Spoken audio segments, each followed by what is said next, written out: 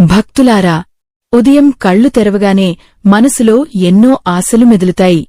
ఈరోజు మొదలుపెడదాం అని అనుకున్న పని ఈ సాయంత్రానికి పూర్తవుతుందని మనసు నమ్ముతుంది. కాని అదే పని రేపటికి వాయిదా పడుతుంది. రేపు మళ్లీ మరో కారణం కనిపిస్తుంది.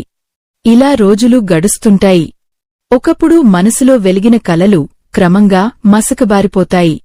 ఇంట్లో తల్లిదండ్రులు ఎప్పుడైనా మొదలుపెడతావా అని అడిగితే మనసు బాధపడుతుంది. భార్యాభర్తల మధ్య చిన్న మాటలే పెద్ద గోడలుగా మారతాయి.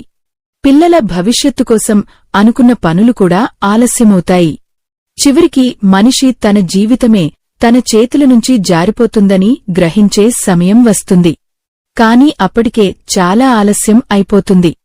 ఎందుకంటే కాలం ఎప్పుడూ ఎవరికోసం ఆగదు. కృష్ణుడు చెప్పిన ఈ కాలరహస్యం తెలుసుకోకుండా జీవించినవాడు తన అదృష్టద్వారాన్ని తానే మూసుకున్నట్టే. ఈ ఆధ్యాత్మిక రహస్యం మీకు పూర్తిగా అర్థం కావాలన్నా, దైవానుగ్రహం దక్కాలన్నా ఈ వీడియోను ఎక్కడా ఆపకుండా చివరి వరకు చూడండి. పూర్వకాలంలో తుంగభద్రా నది తీరాన విరాజిల్లిన ఒక చిన్న గ్రామంలో మాధవుడు అనే యువకుడు ఉండేవాడు. అతడు విద్యావంతుడు, తెలివితేటలు కూడా ఉన్నవాడే. కాని ఒక పెద్ద దోషం అతడిని నిశ్శబ్దంగా క్రమంగా నాశనం చేస్తోంది. అది ఆలస్యం చేసే అలవాటు. ఏ పని వచ్చినా ఇంకొంచెం తర్వాత చూద్దాం అని వదిలేస్తుండేవాడు. పొలంలో విత్తనాలు వేయాల్సిన సమయం వచ్చినా ఆలస్యం. ఇంటి పనులు చూసుకోవాల్సిన ఆలస్యం. గురువు ఇచ్చిన బాధ్యతలు పూర్తి చేయాల్సిన ఆలస్యం. మొదట్లో గ్రామస్థులు నవ్వుతూ తీసుకున్నారు. కాని కాలం గడుస్తుండగా మాధవుడి జీవితం ఒక్కొక్కటిగా వెనక్కి జారిపోతూ వచ్చింది. అతడి తండ్రి తరచూ ఒక మాట చెప్పేవాడు. కాలం కంటే వేగంగా పరిగెత్తలేనివాడు కనీసం కాలంతో పాటు నడవడం నేర్చుకోవాలి అని. కాని మాధవుడు ఆ మాటలను పెద్దగా పట్టించుకునేవాడు కాదు. ఇంకా చాలా సమయం ఉంది కదా అని నవ్వేసేవాడు. ఒకసారి గ్రామంలో పెద్ద వర్షాలు పడబోతున్నాయని రాజ్యం నుంచి హెచ్చరిక వచ్చింది. అందరూ తమ ఇళ్లను బలపరిచారు, ధాన్యాన్ని భద్రపరిచారు. కాని మాధవుడు మాత్రం రేపు చేస్తాను అని వాయిదా వేస్తూనే ఉన్నాడు. ఆ రాత్రి అకస్మాత్తుగా గాలి బలంగా వీచింది. వర్షం ఉరుములతో కురిసింది. గ్రామం మొత్తం కలవరపడిపోయింది. ఉదయం అయ్యేసరికి మాధవుడి ఇంటి వెనుక నిల్వచేసిన ధాన్యం మొత్తం తడిసి పాడైపోయింది. తండ్రి కళ్లలో బాధ కనిపించింది. కాని కోపం లేదు. ఎందుకంటే ఆయనకు తెలుసు, కొన్ని పాఠాలు జీవితమే నేర్పాలి. అదే రోజు గ్రామానికి ఒక వృద్ధ సన్యాసి వచ్చాడు. ఆయన ముఖంలో ప్రశాంతత, కళ్లలో అద్భుతమైన వెలుగు. గ్రామస్థులు అందరూ గౌరవంగా ఆయనను ఆహ్వానించారు. మాధవుడు కూడా అక్కడికి వెళ్లాడు. సన్యాసి ఒక్కసారి అతడిని చూసి చిరునవ్వు నవ్వాడు.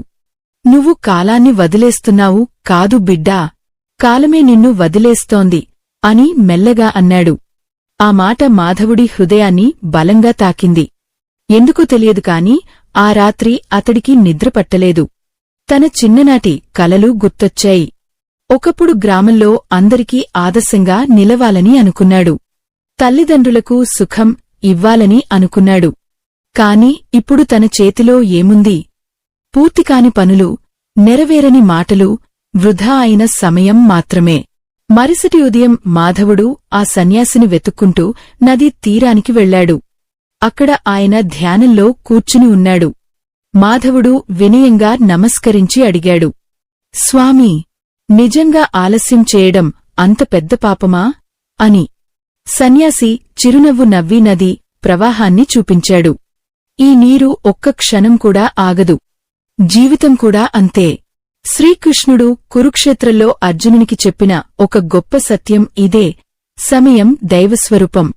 దానిని గౌరవించినవాడే విజయాన్ని అందుకుంటాడు అని అన్నాడు. తర్వాత ఆయన ఒక పురాతన సామెత చెప్పాడు. వేళలో వేసిన విత్తనం 100 రెట్లు పండిస్తుంది. సమయం వచ్చినప్పుడు చేసిన చిన్న పని కూడా మహాఫలితాన్ని ఇస్తుంది. కాని ఆలస్యం చేసిన గొప్ప పని కూడా చివరికి నిరర్ధకమవుతుంది అని వివరించాడు. మాధవుడు నిశ్శబ్దంగా వింటూ ఉన్నాడు. అతడి మనసులో ఏదో మార్పు మొదలైంది. ఎన్నేళ్లుగా నిర్లక్ష్యం చేసిన తన జీవితాన్ని మొదటిసారి స్పష్టంగా చూడగలిగాడు. అయితే ఆ సన్యాసి చెప్పబోయే అసలు రహస్యం ఇంకా మిగిలే ఉంది. సూర్యుడు ఉదయించే వేళ నదిమీద బంగారు కాంతిపరచుకుంది. గాలిలో విచిత్రమైన నిశ్శబ్దం అలుముకుంది. మాధవుడు సన్యాసి మాటకోసం ఆతృతగా ఎదురుచూస్తున్నాడు. అతడి మనసులో ఎన్నో ప్రశ్నలు ఉప్పొంగుతున్నాయి. సమయాన్ని గౌరవించాలి అనే మాటను అతడు ఎన్నోసార్లు విన్నాడు. కాని ఎందుకు కొందరి జీవితం వేగంగా వెలుగులవైపు పరిగెడుతుంటే మరికొందరి జీవితం ఒక్క అడుగు కూడా ముందుకు సాగదో ఇప్పటివరకు అర్థం కాలేదు. సన్యాసి కళ్లను నెమ్మదిగా తెరిచాడు. బిడ్డా, ప్రపంచంలో చాలామంది తమ దురదృష్టానికి ఇతరులను కారణం అనుకుంటారు.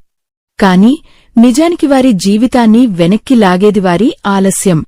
కాలాన్ని వదిలేసినవాడు అవకాశాన్ని కోల్పోతాడు. అవకాశం కోల్పోయినవాడు ఆత్మవిశ్వాసాన్ని కోల్పోతాడు. ఆత్మవిశ్వాసం కోల్పోయినవాడు తన శక్తినే మరిచిపోతాడు అని అన్నాడు. మాధవుడు మౌనంగా వింటూ ఉన్నాడు. నీకో కథ చెబుతాను అని సన్యాసి ప్రారంభించాడు. ద్వారకలో ఒకప్పుడు సత్యజిత్ అనే యువకుడు ఉండేవాడు. అతడు శిల్పకళలో అద్భుతమైన ప్రతిభ కలవాడు. రాళ్లను చూసి దేవతామూర్తులను సృష్టించే మహానైపుణ్యం అతనికి ఉండేది. రాజభవనానికి కూడా అతడి కళ గురించి వార్తలు చేరాయి. ఒకరోజు ద్వారక రాజసభ నుంచి పిలుపు వచ్చింది. శ్రీకృష్ణుని ఆలయానికి కొత్త విగ్రహం చెక్కే అవకాశం అతనికి దక్కింది. అది అతడి జీవితాన్ని మార్చేసే సమయం. కాని సత్యజిత్ మనసులో ఒక దోషం ఉండేది. ఇంకొంచెం తర్వాత మొదలు పెడదాం అనే అలవాటు. మొదటి రోజు విశ్రాంతి తీసుకున్నాడు. రెండో రోజు స్నేహితులతో కాలక్షేపం చేశాడు. మూడో రోజు మంచి ముహూర్తం కోసం ఎదురుచూశాడు. ఇలా రోజులు జారిపోయాయి. ఒక నెల గడిచిపోయింది. రాజసభ నుంచి దూతలు వచ్చి ప్రశ్నించారు, విగ్రహం సిద్ధమైందా అని. సత్యజిత్ సిగ్గుతో తలదించుకున్నాడు. ఇంకా ప్రారంభించలేదు అని అన్నాడు. ఆ వార్త కృష్ణుని చెవికి చేరింది. కాని ఆయన కోపపడలేదు. కేవలం ఒక మాట మాత్రమే అన్నాడు.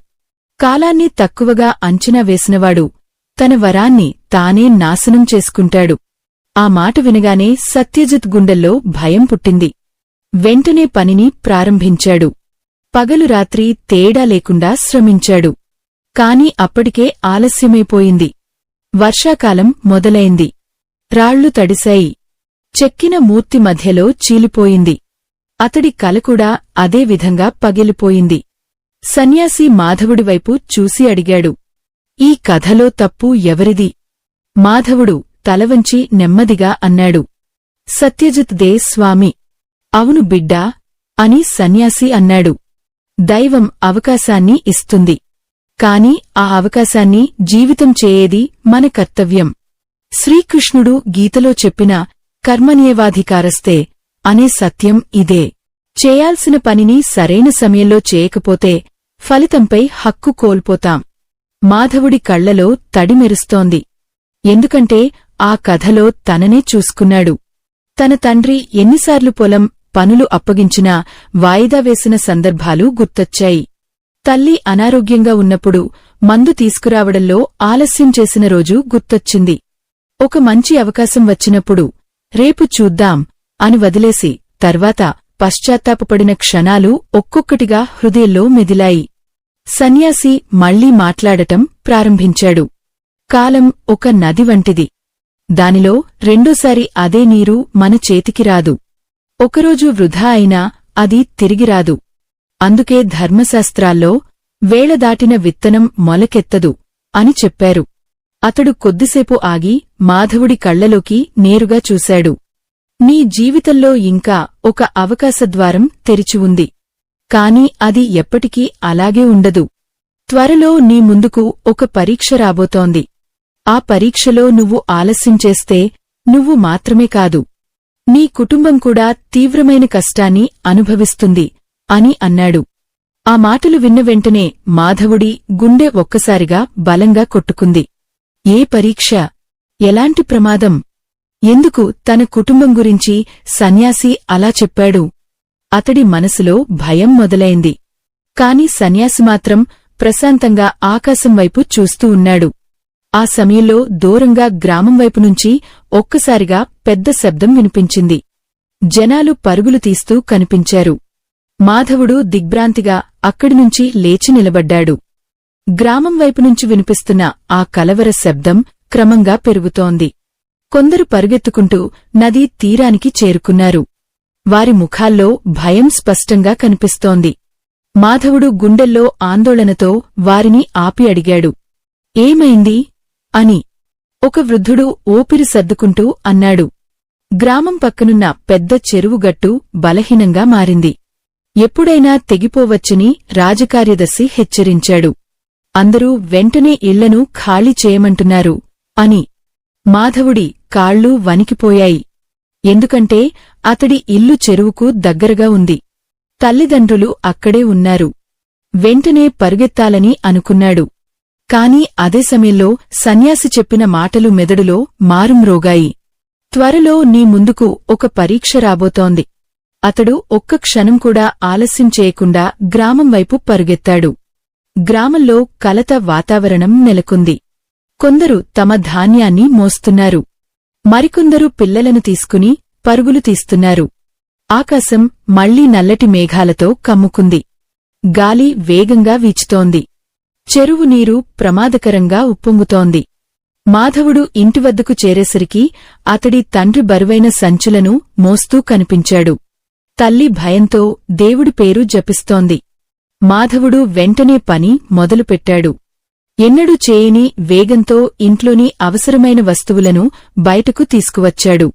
పొరుగువారికి కూడా సహాయం చేశాడు. తండ్రి ఆశ్చర్యంగా అతడిని చూశాడు. ఇవాళ ఇలా మారిపోయావేంటి అని అడిగాడు. మాధవుడు కళ్లలో నిశ్చయంతో అన్నాడు, ఇంకా ఆలస్యం చేయను నాన్నా. ఆ మాట విన్న తండ్రి కళ్లలో ఆనందబాష్పాలు మెరిపించాయి. కొద్దిసేపటికే గ్రామ పెద్దలు అందరినీ ఆలయ ప్రాంగణానికి తరలించారు. అక్కడ భద్రత ఎక్కువగా ఉంటుందని చెప్పారు. కాని మాధవుడి మనసులో ఇంకా భయం తగ్గలేదు. ఎందుకంటే చెరువుగట్టు నిజంగా తెగిపోతే గ్రామం సగం నీటిలో మునిగిపోతుంది. అప్పుడు గ్రామ పెద్ద ఒక ముఖ్యమైన విషయం చెప్పారు. చెరువు తూర్పువైపున ఉన్న చిన్న ప్రవాహ మార్గం మూసుకుపోయింది. దాన్ని వెంటనే శుభ్రం చేస్తే నీటి ఒత్తిడి తగ్గుతుంది. లేదంటే గట్టు తెగిపోవచ్చు అని అన్నాడు. అందరూ ఒకరినొకరు చూసుకున్నారు. ఎందుకంటే ఆ మార్గం దగ్గరికి వెళ్లడం ప్రమాదకరం. వర్షం పెరుగుతోంది. చీకటి కూడా కమ్ముకుంటోంది. మాధవుడి గుండెల్లో ఒక్కసారిగా ఒక ఆలోచన మెరిపించింది. గతంలో అయితే ఇంకెవరైనా చేస్తారు అని వెనక్కి తగ్గేవాడు. కాని ఇప్పుడు అతడిలో ఏదో మార్పు వచ్చింది. అతడు ముందుకు వచ్చి అన్నాడు, నేను వెళ్తాను. గ్రామస్థులు ఆశ్చర్యపోయారు. తండ్రి భయంతో అతడి చేతిని పట్టుకున్నాడు. అది చాలా ప్రమాదం బిడ్డా అని అన్నాడు. కాని మాధవుడు ధైర్యంగా నవ్వాడు. సమయం వచ్చినప్పుడు ధైర్యంగా ముందడుగు వేయకపోతే జీవితం ఎప్పటికీ మారదు అని చెప్పాడు. కొంతమంది యువకులు కూడా అతడితో చేరారు. వారు వర్షంలో తడుస్తూ చెరువు తూర్పువైపుకి పరుగెత్తారు. అక్కడ పరిస్థితి భయంకరంగా ఉంది. చెట్ల కొమ్మలు, మట్టి, రాళ్లు కలిసి ప్రవాహ మార్గాన్ని పూర్తిగా మూసేశాయి. నీరు గట్టును బలంగా ఘీకొడుతోంది. మాధవుడు ఒక్క క్షణం కూడా వృధా చేయలేదు. చేతులతో మట్టిని తొలగించడం ప్రారంభించాడు. మిగతావారు కూడా సహాయం చేశారు. వర్షం కురుస్తూనే ఉంది. చేతులు గాయపడ్డాయి. శరీరం అలసిపోయింది. కాని అతడు ఆగలేదు. ఆ సమయంలో అతడికి సన్యాసి చెప్పిన మరో మాట గుర్తొచ్చింది. కాలాన్ని గౌరవించినవాడికి దైవం కూడా తోడుంటుంది. గంటపాటు కష్టపడిన తర్వాత చివరకు ప్రవాహ మార్గం తెరుచుకుంది. భారీగా నీరు బయటికి పారిపోయింది. చెరువు ఒత్తిడి తగ్గింది. గ్రామం ఒక పెద్ద ప్రమాదం నుంచి తప్పించుకుంది.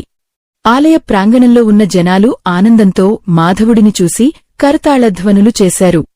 అతడి తండ్రి కన్నీళ్లతో అతడిని కోగిలించుకున్నాడు. అయితే మాధవుడు మాత్రం నిశ్శబ్దంగా ఆకాశం వైపు చూశాడు. ఎందుకంటే అతడికి ఇప్పుడు ఒక గొప్ప సత్యం అర్థమైంది. జీవితం మారడానికి ఎన్నేళ్లు అవసరం లేదు. ఒక్క సరైన నిర్ణయం చాలు. అక్కడే గ్రామంలోని ఒక వృద్ధ మహిళ మాధవుడి దగ్గరకు వచ్చి కన్నీళ్లతో చెప్పింది, బిడ్డా, నువ్వు ఆలస్యం చేసి ఉంటే ఈరోజు మా ఇళ్ళు ఉండేవి కావు. ఆ మాట విన్న మాధవుడి గుండె బరువెక్కింది. ఎందుకంటే తన ఆలస్యం కేవలం తన జీవితాన్నే కాదు, ఇతరుల జీవితాలను కూడా ప్రభావితం చేస్తుందని అతడు మొదటిసారి గ్రహించాడు.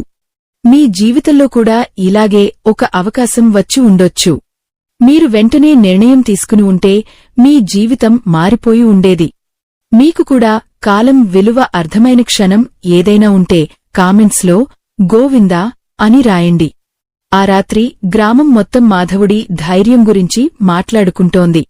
కాని అదే సమయంలో సన్యాసి మాత్రం ఒంటరిగా నది తీరంలో నిలబడి చంద్రుణ్ణి చూస్తున్నాడు. మాధవుడు ఆయన దగ్గరకు వెళ్లగానే సన్యాసి ముఖంలో విచిత్రమైన చిరునవ్వు కనిపించింది.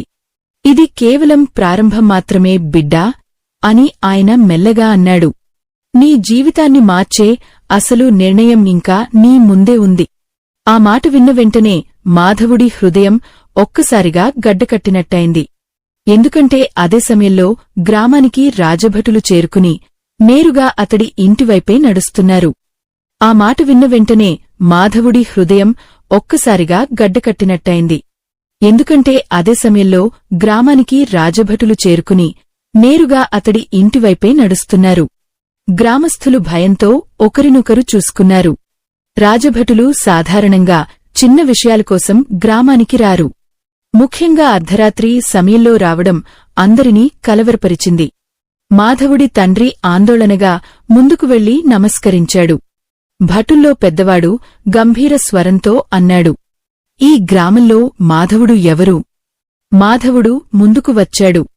భటుడు అతడిని క్షణం పరిశీలించి చెప్పాడు, రాజమహల్ సమీపంలోని ప్రధాన కాలువ ఈ వర్షాలతో పూర్తిగా మూసుకుపోయింది. రేపటిలోగా దాన్ని శుభ్రం చేయకపోతే రాజధాని మొత్తం నీటమునిగే ప్రమాదం ఉంది. ఈరోజు గ్రామాన్ని కాపాడిన నీ ధైర్యం గురించి విన్నాం. అందుకే రాజగురు నిన్ను వెంటనే రాజమందిరానికి పిలిపించారు. ఆ మాటలు విన్న వెంటనే గ్రామస్థులు ఆశ్చర్యంతో మాధవుడిని చూశారు. ఒకప్పుడు పనులు వాయిదా వేసే యువకుడు ఇప్పుడు రాజధానిని కాపాడే బాధ్యత కోసం పలవబడుతున్నాడు. కాని మాధవుడి మనసులో భయం మొదలైంది. నేను విఫలమైతే అనే ఆలోచన అతడిని వెంటాడింది. సన్యాసి మాత్రం ప్రశాంతంగా దగ్గరకు వచ్చి అన్నాడు, భయం అనేది కాలాన్ని వృధా చేసే మరో రూపం బిడ్డా. నిర్ణయం తీసుకోకుండా ఆగిపోయిన ప్రతిక్షణం జీవితాన్ని బలహీనపరుస్తుంది. మాధవుడు లోతుగా శ్వాస తీసుకున్నాడు. తర్వాత తల్లిదండ్రులకు నమస్కరించి రాజభటులతో బయలుదేరాడు. రాత్రంతా ప్రయాణం సాగింది. ఆకాశంలో మెరుపులు మెరిశాయి. గాలి బలంగా వీచింది. దూరంగా రాజధాని దీపాలు కనిపించాయి. కాని నగరానికి దగ్గరవుతున్న కొద్దీ పరిస్థితి భయంకరంగా మారింది. వీధులన్నీ నీటితో నిండిపోయాయి. ప్రజలు భయంతో పరుగులు తీస్తున్నారు. రాజమహల్ వద్దకు చేరగానే రాజగురు స్వయంగా మాధవుడిని ఆహ్వానించాడు. ఆయన ముఖంలో తీవ్ర ఆందోళన కనిపిస్తోంది. కాలువ మూసుకుపోవడానికి కారణం భారీ వృక్షం పడిపోవడం. దాన్ని తొలగించడానికి ప్రయత్నించినవాళ్లు విఫలమయ్యారు. ఉదయం వరకు సమస్య పరిష్కారం కాకపోతే నగరానికి భారీ నష్టం జరుగుతుంది అని చెప్పారు. మాధవుడు వెంటనే కాలువ దగ్గరకు వెళ్లాడు. అక్కడి దృశ్యం చూసి అతడి గుండె వేగంగా కొట్టుకుంది. ఉప్పొంగుతున్న నీరు, భారీ వృక్షం, చీకటి, వర్షం. పరిస్థితి చాలా ప్రమాదకరంగా ఉంది. ఒక్క చిన్న తప్పు జరిగినా ప్రాణాపాయం. అతడి మనసులో మళ్లీ సందేహం మొదలైంది. ఇది నా వల్ల అవుతుందా? అప్పుడే అతడికి శ్రీకృష్ణుని గురించి చిన్ననాటినుంచి విన్న ఒక కథ గుర్తొచ్చింది. కురుక్షేత్ర యుద్ధానికి ముందు అర్జునుడు కూడా ఇలాగే సందిగ్ధంలో నిలిచిపోయాడు. కాని కృష్ణుడు అతడికి ఒక గొప్ప సత్యం చెప్పారు. సందేహం మనిషి శక్తిని కట్టేసే గొలుసు. ధైర్యంగా కర్తవ్యాన్ని ప్రారంభించినప్పుడు దైవం మార్గం చూపుతుంది. ఆలోచనతో మాధవుడి కళ్లలో ధైర్యం మెరిసింది. అతడు వెంటనే పనిని ప్రారంభించాడు. కార్మికులను సమన్వయం చేశాడు. కొందరిని మట్టిని తొలగించమన్నాడు. మరికొందరిని చెట్ల కొమ్మలను కోయమన్నాడు. తాను స్వయంగా ప్రవాహంలోకి దిగి పెద్ద రాళ్లను తొలగించడం ప్రారంభించాడు. గంటలు గడుస్తున్నాయి. వర్షం మరింత బలంగా కురుస్తోంది. కాని మాధవుడు ఒక్క క్షణం కూడా ఆగలేదు. అక్కడ ఉన్నవాళ్లు అతడి పట్టుదలను చూసి ఆశ్చర్యపోయారు. ఎందుకంటే అతడిలో ఇప్పుడు ఆలస్యం అనే అలవాటు కనీసం కనిపించడం లేదు. ప్రతి క్షణాన్ని విలువైనదిగా భావిస్తూ ముందుకు సాగుతున్నాడు. రాత్రి చివరికి కాలువలోని నీరు క్రమంగా సవ్యంగా ప్రవహించడం మొదలైంది. నగర ప్రజలు ఆనందంతో నినాదాలు చేశారు. రాజగురు మాధవుడి దగ్గరకు వచ్చి ఆనందంగా అన్నాడు, బిడ్డా, నువ్వు ఈ రాత్రి వేలాది కుటుంబాలను కాపాడావు. మాధవుడు వినయంగా తలవంచాడు. కాని అతడి మనసులో మాత్రం మరో ఆలోచన మెదులుతోంది. ఇంతకాలం నేను ఎందుకు ఇలా జీవించలేదు అనే ప్రశ్న అతడిని లోపల కలచివేసింది. రాజగురు చిరునవ్వుతో అతడి భుజంపై చెయ్యివేసి చెప్పారు, కాలాన్ని గౌరవించిన క్షణం నుంచే మనిషి విధిమారడం ప్రారంభమవుతుంది. ఆ రాత్రి రాజమహల్లో అందరూ మాధవుడిని ప్రశంసించారు. కాని అతడు నిశ్శబ్దంగా ఆకాశం వైపు చూస్తూ ఉన్నాడు. ఎందుకంటే తన జీవితంలో అసలు సంపద ధనం కాదు, సమయమని ఇప్పుడు పూర్తిగా గ్రహించాడు. ఈ ధార్మిక కథలు మీ హృదయాన్ని తాకుతున్నాయంటే మీకు సాధ్యమైనంతగా స్కానర్ ద్వారా సహాయం చేసి ఈ ఆధ్యాత్మిక ప్రయాణానికి తోడ్పడండి. మీ చిన్న సహాయం కూడా ధర్మ ప్రచారానికి వెలుగుగా మారుతుంది. అయితే మరుసటి ఉదయం రాజగురు మాధవుడిని ఒంటరిగా పిలిచి చెప్పిన ఒక రహస్యం అతడి జీవితాన్ని మరోసారి కుదిపేసింది. ఉదయసూర్యుడు రాజమహల్ గోపురాలపై స్వర్ణకాంతిని చల్లుతున్నాడు.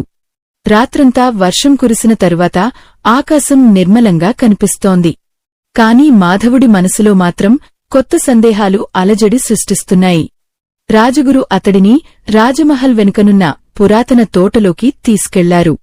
అక్కడ మధ్యలో ఒక పురాతన అశ్వత్థ వృక్షం ఉంది. దాని చుట్టూ అపూర్వమైన నిశ్శబ్దం అలుముకుంది. రాజగురు నెమ్మదిగా మాట్లాడటం ప్రారంభించారు. మాధవా, నిన్ను ఇక్కడికి పిలిపించింది కేవలం కాలువను కాపాడడం కోసం మాత్రమే కాదు. నీలో ఒక ప్రత్యేకమైన శక్తిని చూశాం. చాలామంది తెలివైనవాళ్లు ఉంటారు. కాని సరైన సమయంలో సరైన నిర్ణయం తీసుకునేవాళ్లు చాలా అరుదు. మాధవుడు వినయంగా తలవంచి వింటున్నాడు. ఈ రాజ్యంలో త్వరలో ఒక గొప్ప బాధ్యత ఖాళీ కానుంది.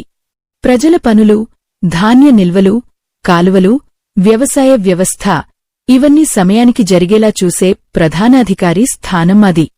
ఎన్నో సంవత్సరాలుగా ఆ స్థానంలో ఉన్నవాడు వృద్ధుడయ్యాడు. అతని తరువాత ఎవరు రావాలో రాజుగారు ఆలోచిస్తున్నారు. మాధవుడి గుండె ఒక్కసారిగా బలంగా కొట్టుకుంది. రాజగురు మళ్లీ అన్నారు, నిన్ను ఆ స్థానానికి పరిశీలిస్తున్నారు. ఆ మాట విన్న వెంటనే మాధవుడు దిగ్భ్రాంతిగా నిలిచిపోయాడు. ఒకప్పుడు తన పనులు కూడా సరిగ్గా పూర్తి చేయలేని తాను ఇప్పుడు రాజ్య బాధ్యతలకు అర్హుడిగా పరిగణించబడుతున్నాడా? అతడికి తన చెవులు నమ్మశక్యంగా అనిపించలేదు. కాని స్వామీ అని అతడు తడబడుతూ అన్నాడు, నేను ఎన్నో తప్పులు చేశాను. నా జీవితంలో చాలా సమయాన్ని వృధా చేశాను. రాజగురు చిరునవ్వు నవ్వారు. తప్పు చేయని మనిషి ఉండడు బిడ్డా, కాని తప్పును గుర్తించి మారినవాడే మహానుభావుడు అవుతాడు. శ్రీకృష్ణుడు కూడా ఇదే చెప్పారు. గతాన్ని చూసి బాధపడుతూ కూర్చుంటే వర్తమానం కూడా చేతుల నుంచి జారిపోతుంది. ఆ మాటలు మాధవుడి హృదయాన్ని లోతుగా తాకాయి. రాజగురు అశ్వత్థ వృక్షాన్ని చూపిస్తూ అన్నారు, ఈ వృక్షం చిన్న మొక్కగా ఉన్నప్పుడు ఎవరో సమయానికి నీరు పోశారు. అందుకే ఇది ఇప్పుడు వేలమందికి నీడ ఇస్తోంది. జీవితం కూడా అంతే. సరైన సమయంలో చేసిన చిన్న కర్తవ్యమే భవిష్యత్తులో మహాఫలితంగా మారుతుంది. మాధవుడు నిశ్శబ్దంగా ఆలోచనలో మునిగిపోయాడు. అతడికి తన పాత జీవితం గుర్తొచ్చింది. ఎన్నో అవకాశాలు తన చేతుల నుంచి జారిపోయాయి. ఎన్నో కలలు ఆలస్యంతో మసకబారిపోయాయి. కాని ఇప్పుడు అతడు ఒక గొప్ప సత్యాన్ని అర్థం చేసుకున్నాడు. కాలాన్ని గౌరవించడం అంటే కేవలం వేగంగా పనిచేయడం కాదు, ప్రతి క్షణాన్ని ధర్మంగా భావించడం. ఆ సమయంలో రాజమహల్ బయటనుంచి ఒక సేవకుడు పరుగెత్తుకుంటూ వచ్చాడు. స్వామీ, ఉత్తర సరిహద్దు గ్రామాలనుంచి దూతలు వచ్చారు. అక్కడి పంటలు ఎండిపోతున్నాయట. కాలువలు సమయానికి తెరవకపోవడంతో రైతులు తీవ్ర కష్టాల్లో ఉన్నారు. అని అన్నాడు. రాజగురు గంభీరంగా మాధవుడివైపు చూశారు. ఇదే నేను నీకు చెప్పాలనుకున్న అసలు విషయం. ఈ రాజ్యానికి ఇప్పుడెంతో అవసరమైనది సమయాన్ని గౌరవించే నాయకుడు. మాధవుడి కళ్లలో దృఢనిశ్చయం మెరిసింది. నేను వెంటనే అక్కడికి వెళ్తాను స్వామీ అని అన్నాడు. రాజగురు సంతోషంగా తల ఊపారు. ఇప్పుడు నువ్వు నిజమైన మార్పుదారిలో నడుస్తున్నావు బిడ్డా. గుర్తుపెట్టుకో, కాలం దైవప్రసాదం. దానిని వృధా చేసినవాడు తన జీవితాన్నే వృధా చేసుకున్నట్టే. మాధవుడు రాజమహల్ నుంచి బయలుదేరే ముందు ఆకాశం వైపు చూశాడు. అతడికి ఇప్పుడు ప్రతి ఉదయం కొత్త అవకాశంలా కనిపిస్తోంది. ప్రతి క్షణం పవిత్రంగా అనిపిస్తోంది. ఆ రోజునుంచి అతడు ఒక్క పనిని కూడా వాయిదా వేయలేదు. రైతుల సమస్యలు వెంటనే పరిష్కరించాడు. కాలువలను సరిచేశాడు. ధాన్య నిల్వలను కాపాడాడు.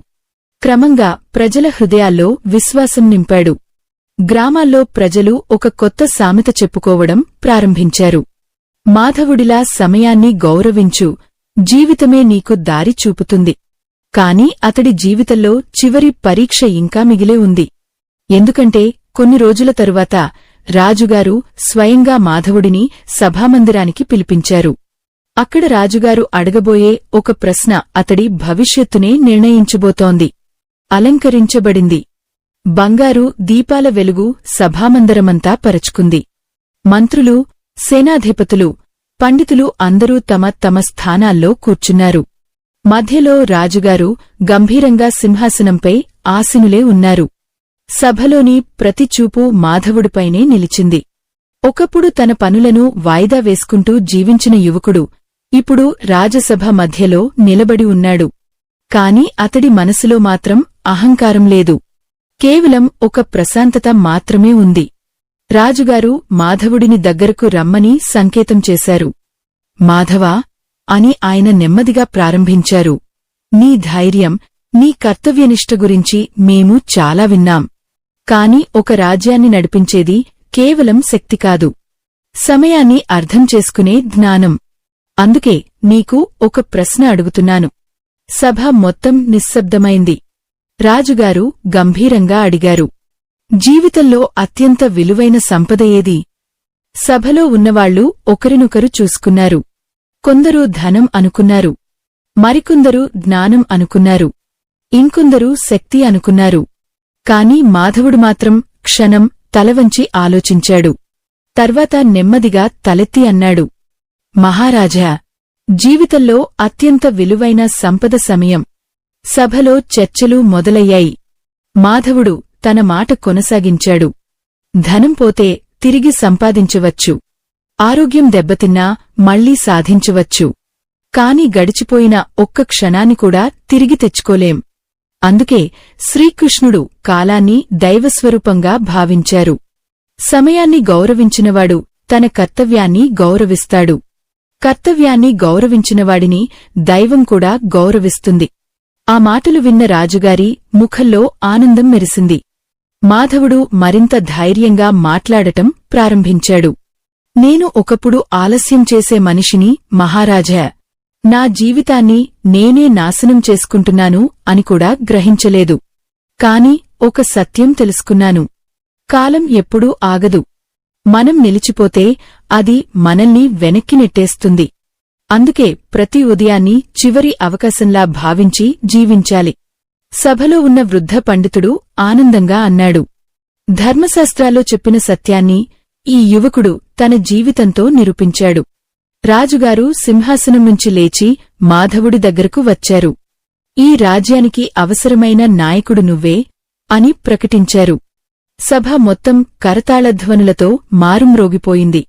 మాధవుడి కళ్లలో ఆనందబాష్పాలు మెరిశాయి. అతడు వెంటనే తల్లిదండ్రులు, గురువులు, సన్యాసిని గుర్తుచేసుకున్నాడు. ముఖ్యంగా నదితీరంలో తన జీవితాన్ని మార్చిన ఒక మాట అతడి హృదయంలో మళ్లీ వినిపించింది. కాలమే నిన్ను వదిలేస్తోంది. ఆ రోజునుంచి మాధవుడు రాజ్యంలో ప్రతి పనిని సమయానికి జరిగేలా చూసుకున్నాడు.